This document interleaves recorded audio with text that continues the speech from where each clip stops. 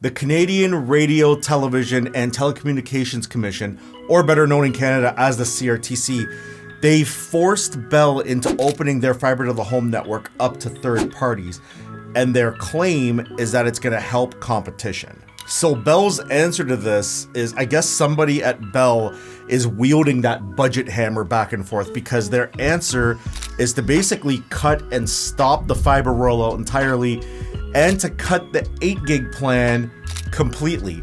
So the theme of this video is babies. What? Relax. I'll explain. This isn't your typical Bell internet provider breakdown video that this channel got a little popular from. This is more of a vlog. Okay, it's more of a rant. I honestly believe that all the parties involved in this situation are completely lost. And 90% of what I'm gonna say is total opinion. It's based on talking to some people in the field. It's based on a lot of articles I read and based on my own experiences with some of these companies. So take that for what it is. If you have any comments about it, if I'm wrong or if you agree or whatever you feel like saying about the topic, throw it in the comments. I'd be really interested in reading everybody's perspective on this. If you kept up with technology in Canada, specifically Ontario and Quebec, you've probably heard of a company called TechSavvy. Now, TechSavvy is interesting because they offered cheaper internet, but they leased lines off Rogers and Bell on their copper infrastructure, and they would offer plans. Now, back when Rogers only offered 1 gigabit as their absolute max, I believe TechSavvy was only allowed to offer 500 or 700, something like that. Throw it in the comments if you know the actual answer to this. But what's interesting is that now Rogers offers 1.5 on copper, and TechSavvy, on my quick research, is offering 1 gigabit. So if you're a consumer and you're gonna go for the cheaper alternative between, say, a Rogers or a TechSavvy, if you don't have fiber to the home in your area, I think more people are gonna take TechSavvy. The catch-22 is they've been known to throttle their connection during peak hours. I have opinions on that. That's a whole other video. Look, Bell operates in this country and they're not entirely innocent. I mean, look, they were caught in a pub with the CRTC chair. They fully knew what they were walking into. And look, the CRTC, they're far from perfect, but more on that later on. Bell has been rolling out fiber to the home super aggressively in the last few years. And knowing that these third parties have been leasing lines on their copper, and knowing that fiber is the future, and knowing that the CRTC has competition in mind, are they really surprised that this happened? Come on, Bell, you babies. No! In April of 2023, Bell announced their 8 gigabit offering. I actually picked it up back in June of 2023. I'll explain why I'm keeping it in a second.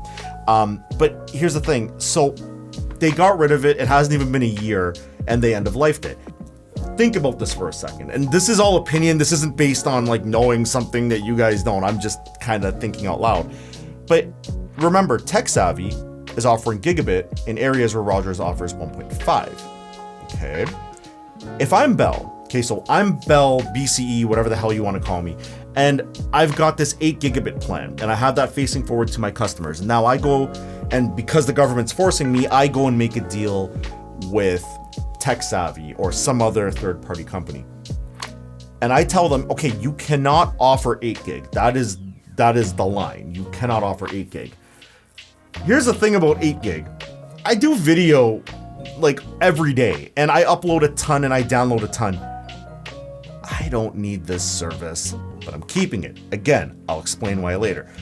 Anyway, so I'm Bell, I have this 8 gig plan on the market. I now allow third party to come in. They say, okay, we're gonna offer 5 gig or 3 gig or 2 gig or 1.5 or whatever tier they wanna offer. But they're gonna price it substantially lower than what I'm charging as Bell. And remember, I'm Bell. I'm the one who spent the money on the infrastructure. I'm the one who's digging up the roads. Like, if you've ever had fiber construction in your area, you know that that is a very invasive and probably expensive investment for Bell to be taking on. Okay, government wants me to basically lease out the lines by force so these companies can bottom out the investment I put in. What? Okay, for this moment, Bell, fine. you're not a baby for now. 8 gig going away is kind of a bummer. It's kind of a step backwards, you know, from the outside looking in. But let's really examine this. I'm getting like 7.6 up. I'm not getting the full 8. And I mean, okay, it's stupid. There's no reason to split hairs at this point. At this speed, there's really no reason. The reason I'm keeping the 8 gig though, it's not what you think. It's not because I need the speed, because I don't. 3 gig was fine. 1.5 was fine.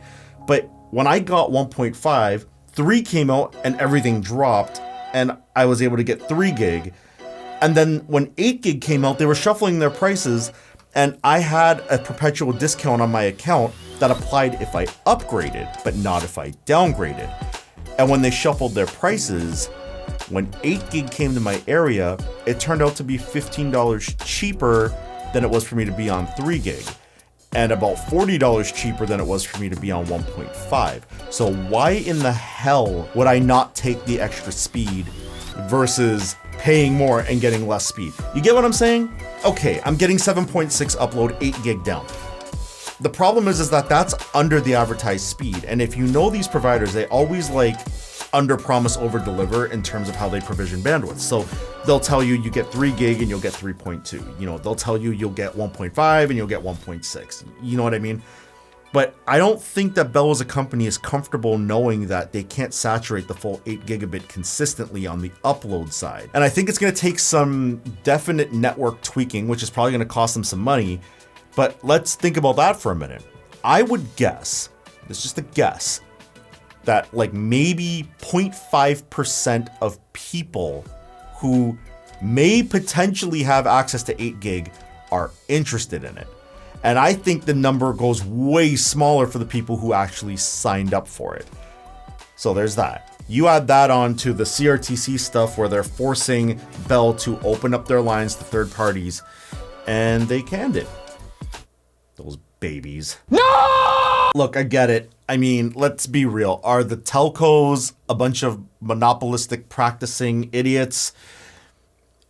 Yeah, basically. I mean, look, the government and so many other people lobbied against the Rogers-Shaw deal, and that took forever to happen. So, I mean, yeah, people are out there looking to stop monopolistic practices. Okay, look, my thing about the CRTC, don't take that as a win, Bell, because you're also the same company that's offering PPPoE as a connection authenticator, and you still don't offer IPv6, which is weird. It means that you're losing like so much of the internet because people can't directly connect to people who are on IPv6. Anyway, here's the weirdness. There are two companies, eBox and Distributel, both owned by Bell, both using Bell's lines, their fiber optic lines, to get internet, fiber to the home. Same idea, but they're offering IPv6.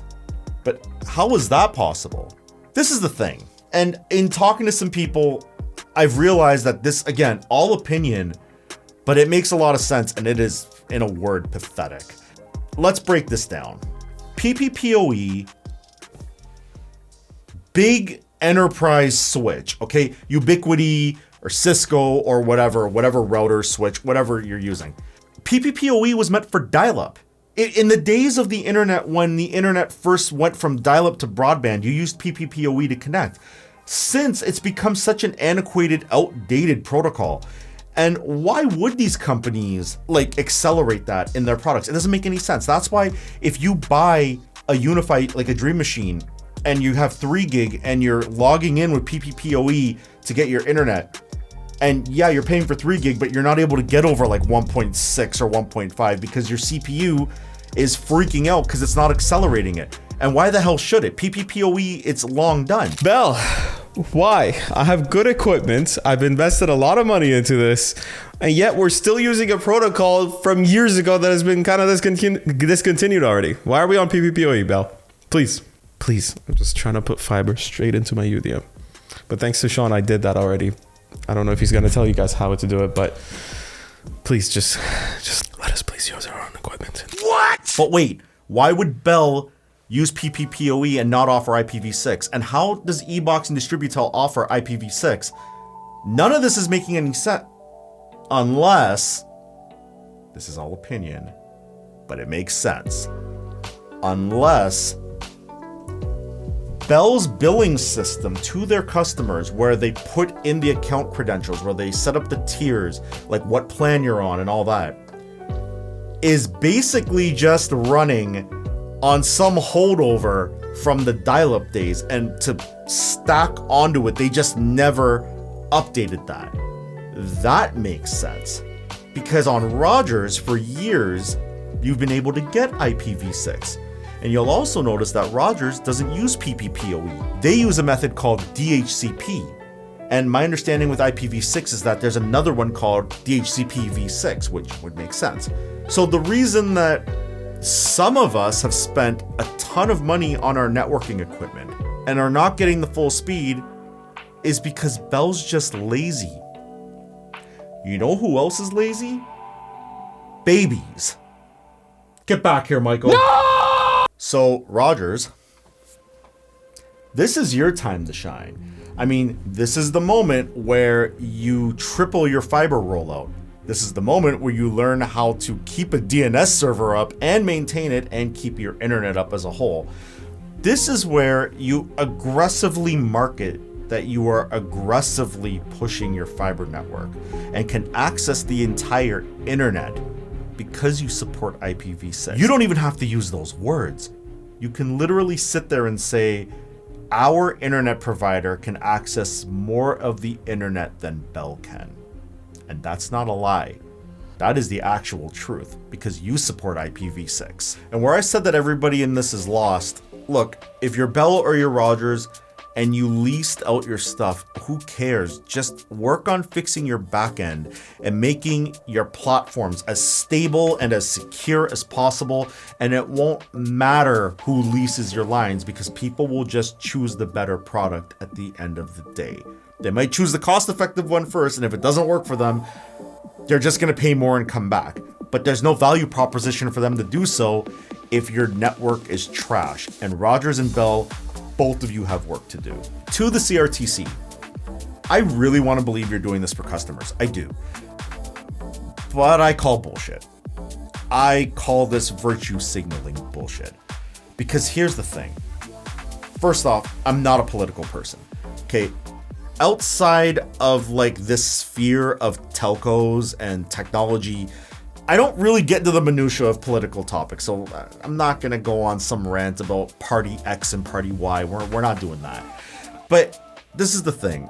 I'm not gonna also get into my other issues with the CRTC that are not related to the internet. I do have some issues with them. I was on radio for like over 10 years, and I actually retired from it at the beginning of the year.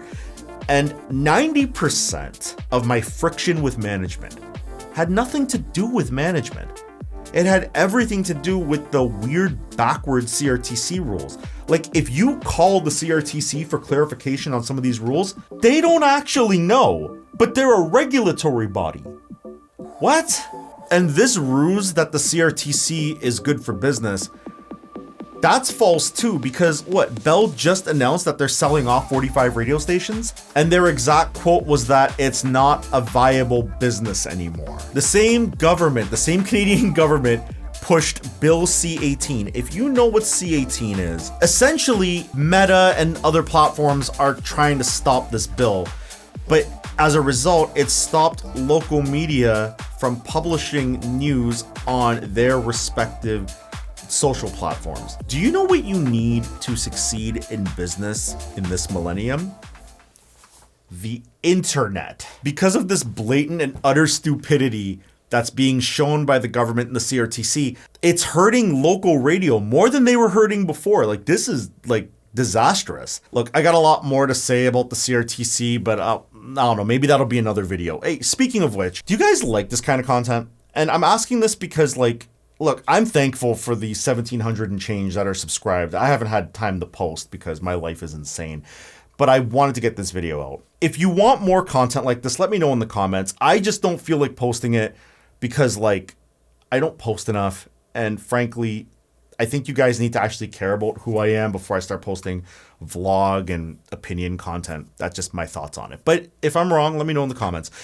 On the topic of the internet again, I'm going to tell you this, that bypassing the Gigahub and the HomeHub 4000 is basically what I'm doing now. I'm not gonna advocate or suggest you do it, but I'm not gonna hide it either. So here, this is the adapter I'm using. It's around $200 US, and I have that plugged directly into my Asus. Honestly, it's amazing. The internet is so damn consistent with this thing. My ping times with Xbox Live are insanely low and consistently low. My speed tests are super consistent. Like Wi-Fi speed tests are insanely better because I'm not battling Bell's hidden Wi-Fi network on the HomeHub and the Gigahub. I'm not dealing with the random disconnect issues that users of the Gigahub have had for months and months now. Those who have Gigahubs know exactly what I'm talking about. So am I endorsing this? Not exactly.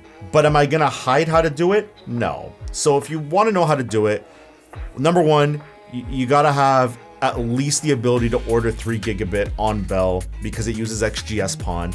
Anything otherwise is GPON. It doesn't work with this adapter. And number two, you got to follow all the steps in the Discord, which I'm just going to link in the description. All right, I talked about how good my speed tests are. So here's my phone. This is kind of a side note. I thought this was pretty funny. Got my phone right here. I'm recording and we're going to open speed test and I'm connected to the internet. Now, I'm going to run a speed test real quick. Okay, 661 down, 437. Not terrible considering I'm like 4 or 5 rooms away and on Wi-Fi 6, iPhone 13 Pro Max. So I'm messing around with my phone and I'm screen recording right now so you can see this live as I do it. So I'm going to start doing this. I'm kind of dragging up and down here and you're seeing this question mark. And let's do it again and do it one more time. And then this happens. Try the front door, press the doorbell. So I Googled this and I found a Reddit thread and they said, you think that's something? Try this. So I'm going to turn my volume down here. I'm going to take my thumb, I'm going to hold the go button. Actually, wait, sorry. I have to actually exit out to the main screen. Whoops. One moment, please. All right, so I'm connected to the internet. Fine. So I'm holding this down and you can't feel through the internet, but my phone's vibrating. Now watch what's happening. Did you know that the speed test app was named after the developer's cat? I didn't know this. I'm using this app for over 10 years.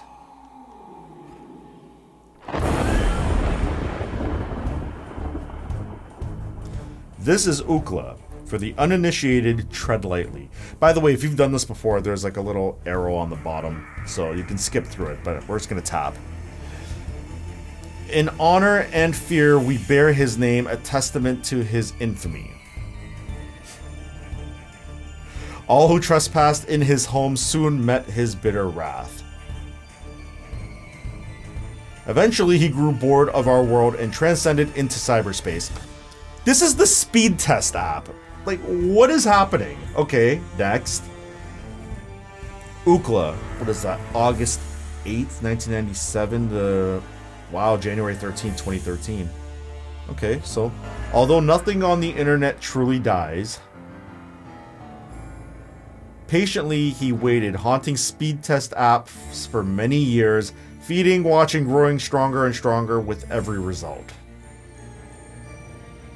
But in the end, Lord Ookla was defeated, sealed away here forever in eternal slumber. Do not fear, loyal speed test user, you are safe. But this peace is not without price. Nothing is without price. Tribute must be paid. Go forth and quell his rage. What the hell?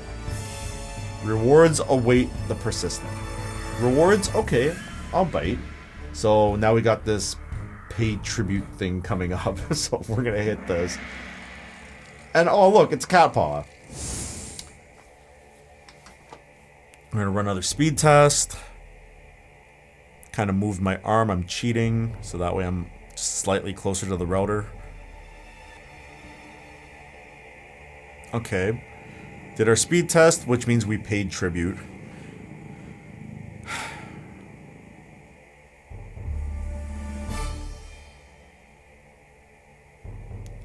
But Ookla demands more. His gifts shall come to those who give.